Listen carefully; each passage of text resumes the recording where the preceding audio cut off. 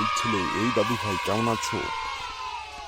এই তো বুড়ো দাদু, ভালো আছি। তুমি কেমন আছো দাদু? তোমাকে তো অনেকদিন দেখি না, কোথায় মরতে গিয়েছিলে?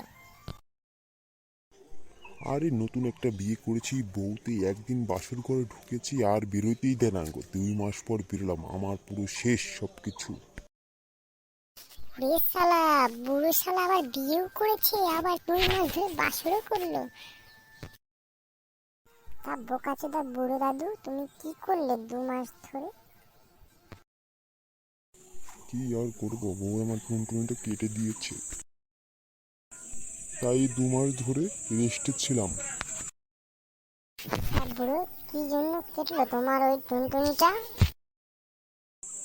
ওটা আর কোনো কাজ হচ্ছিল না, 1-2 ঘন্টা ধরে কোনো কাজই হচ্ছিল না, তাই কেটে দিয়েছে। জানি না, ঘুমিয়েছিলাম তখন আর কি।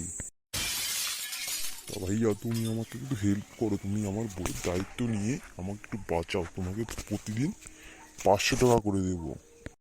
কোনো সমস্যা নেই দাদু, আমি আছি। তুমি আমাকে অ্যাডভান্স 10,000 টাকা দিয়ে দাও। কোনো সমস্যা নাই, তোমাকে বোট চালানোর দায়িত্ব আজ থেকে আমার, পুরো কাঁপিয়ে দেবো। এই শোনা, আমাকে গুগল পেতে 20,000 টাকা পাঠিয়ে দাও। চলো তাহলে দাদু, তোমার ওই বোটটা আগে মেরে আসি। সবাই ভালো থাকবেন, টাটা।